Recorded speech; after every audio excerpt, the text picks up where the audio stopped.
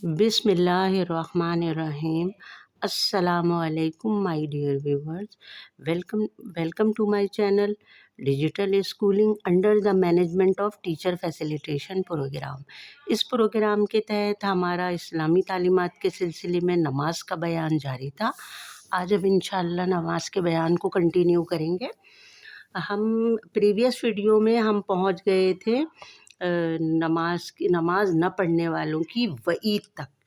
تو آئیے ہم دیکھتے ہیں، آج ہم اس کو دوبارہ سے کنٹینیو کرتے ہیں۔ نماز نہ پڑھنے والوں کے لیے وعید کا مطلب ہوتا ہے کہ ڈراوا، یعنی کہ ان کو فرض نماز ہے تو ظاہر ہے جب ان کو ڈرایا جائے گا جب ان کو، تو پھر وہ سمجھیں گے کہ ہاں بھئی ہم کوئی غلط کام کر رہے ہیں اور ہمیں نماز کو بلا وجہ بالکل نہیں چھوڑنا چاہیے، بلکہ ہمیں اللہ نہ کرے کوئی ہماری وقت پہ ہم نہ ادا کر سکیں تو ہمیں اس کی قضا کرنی چاہیے۔ نماز نہ پڑھنے والوں سے اللہ تعالیٰ ناراض ہوتے ہیں اور ان کو دوزخ میں ڈالیں گے۔ بہت ہی آسان ہے بچوں کے لیے یہ، خاص طور پر اس کی جو ٹیکسٹ ہے بہت آسان رکھی گئی ہے، پھر بھی اگر بیچ میں کوئی نیا ورڈ آ جاتا ہے تو انشاءاللہ اس کی تشریح کر دی جائے گی۔ نماز نہ پڑھنے والا قیامت کے دن بہت شرمندہ اور پریشان ہوگا۔ نماز کی اہمیت، آپ صلی اللہ علیہ وسلم نے نماز کی بہت اہمیت بیان کی ہے۔ ہمارے پیارے نبی صلی اللہ علیہ وسلم نے کلمے کے بعد سب سے پہلے نماز ہی کی تعلیم دی، اور آپ صلی اللہ علیہ وسلم ہمیشہ نماز پڑھتے رہے اور سب کو نماز پڑھنے کی تاکید کرتے رہے۔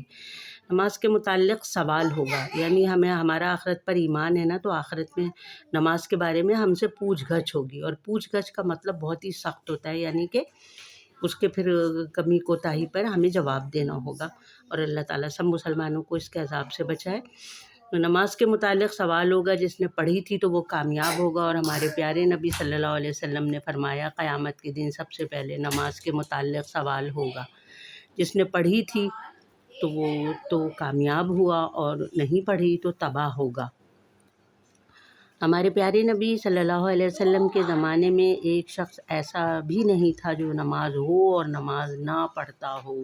اس سے ہمیں پتہ چلتا ہے کہ آپ صلی اللہ علیہ وسلم نماز پر کتنی زیادہ توجہ دیتے تھے، اور نماز کے بارے میں کتنی سخت تاکید کرتے تھے نماز کے بارے میں۔ اس سے ہمیں یہ ظاہر ہو رہا ہے۔ نماز کی اصطلاحات کا مطلب ہے ترتیب، یعنی کہ نماز کو کس طریقے سے ہم ادا کریں گے اس کی ایک خاص ترتیب ہے۔ نمبر 1، تکبیر تحریمہ، اللہ اکبر، ثنا، سبحانک اللہم و بحمدک و تعالی جدک و لا الہ غیرک، یہ ثنا پڑھتے ہیں۔ تیسرے نمبر پر تعوذ یعنی اعوذ باللہ، شیطان سے پناہ مانگنا، اعوذ باللہ من الشیطان الرجیم، تسمیہ، بسم اللہ الرحمن الرحیم، رکوع کی تسبیح، سبحان ربی العظیم، سمیع اللہ لمن حمدہ، تحمید، ربنا لک الحمد، تمہید لفظ حمد سے ہے، یعنی اللہ تعالیٰ کی حمد کر رہے ہیں ہم۔ سجدے کی تسبیح، سبحان ربی الاعلیٰ، تشہد یعنی جب بیٹھ جاتے ہیں، پہلی رکعت میں تو کھڑے ہو جاتے ہیں، دوسرے رکعت میں جب بیٹھتے ہیں تو پھر اس کو پڑھتے ہیں۔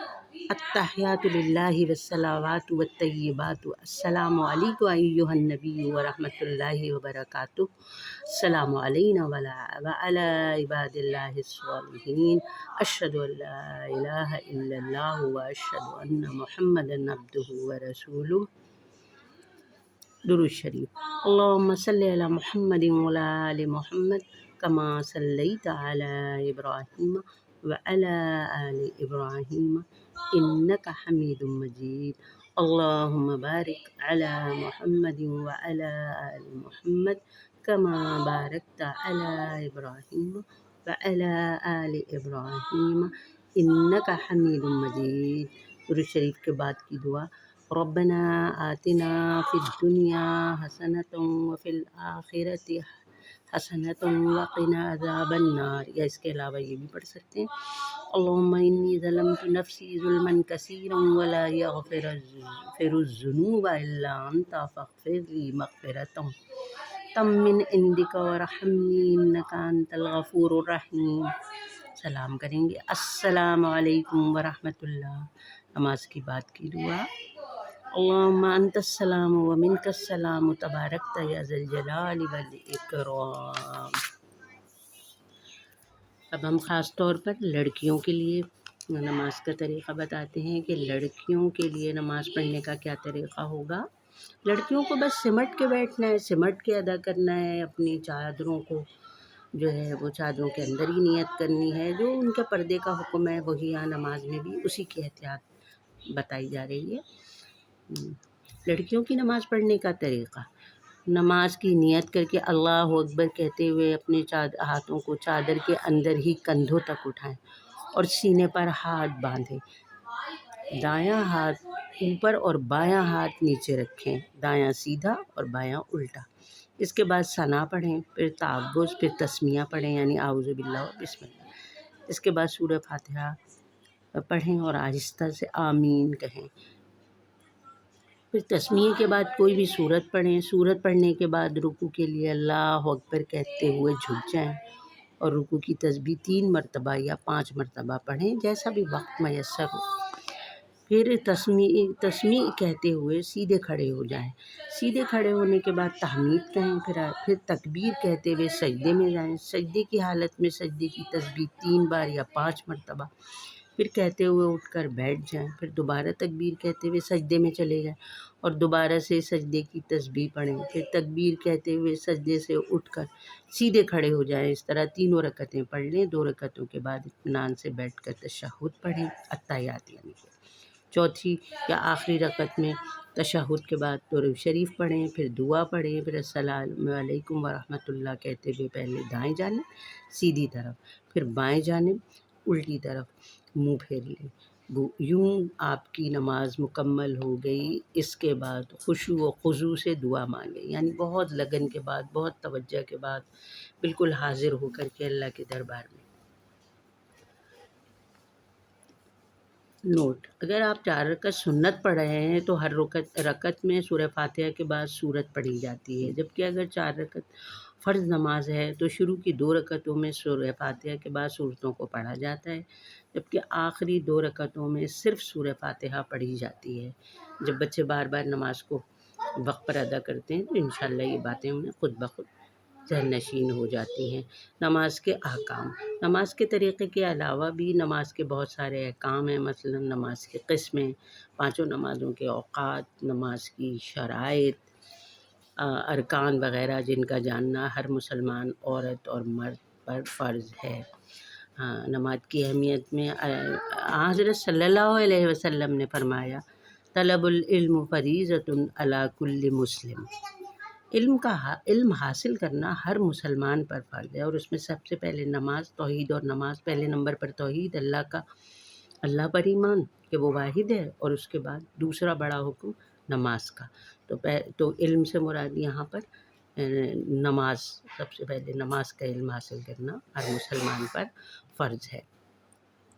دین کے وہ احکامات جن پر عمل کرنا ضروری ہے، ان کے متعلق علم حاصل کرنا بھی ضروری ہے، جیسے ہم پر نماز پڑھنا ضروری ہے، تو نماز اور اس کے احکام کا علم حاصل کرنا بھی ہم پر لازم ہے۔ نماز کی قسمیں: نماز کی قسمیں یہ ہیں: نمبر 1، پہلی تو فرض نماز ہے، اس کا تو ہر حال میں ادائیگی فرض ہے۔ 2، واجب ہے۔ واجب کے لیے ہم نے اس سے پہلے ہم پڑھ چکے تھے کہ فرض کے لیے دلیل قطعی کی ضرورت ہوتی ہے، قرآن کریم سے ثابت ہوتا ہے، اور واجب جو ہے اس کے لیے دلیل ظنی کی ضرورت ہوتی ہے۔ ٹھیک ہے، ظن مانے گمان، یعنی ہمارے گمان میں اللہ تعالیٰ نے جو چیزیں دلیل ظنی سے واجب کی ہیں ان کا بھی ادا کرنا ضروری ہے۔ نمبر 3، سنت، اور نمبر 4، نفل۔ یہ ان کے درجات ہیں: پہلے نمبر پہ فرض، دوسرے نمبر پہ واجب، تیسرے نمبر پہ سنت، چوتھے نمبر پر نفل۔ انشاءاللہ یہاں تک بہت اچھی طرح آپ لوگوں کو سمجھ میں آ گیا ہوگا، اور بار بار اس کو دہرائیں، انشاءاللہ ذہن نشین رکھیں، اور یہ ایک پریکٹیکل چیز ہے، یہ ایک عملی چیز ہے۔ اس پر جب ہم روزانہ 5 وقت پڑھتے ہیں تو خود بخود یہ چیزیں ہمارے ذہن میں بیٹھ جاتی ہیں، اور ان کو یاد کرنے کی ضرورت پھر باقی نہیں رہتی۔ اور انشاءاللہ کمنٹ میں اپنی رائے کا اظہار لازمی کیجیے گا، نیکسٹ ویڈیو تک کے لیے اللہ حافظ.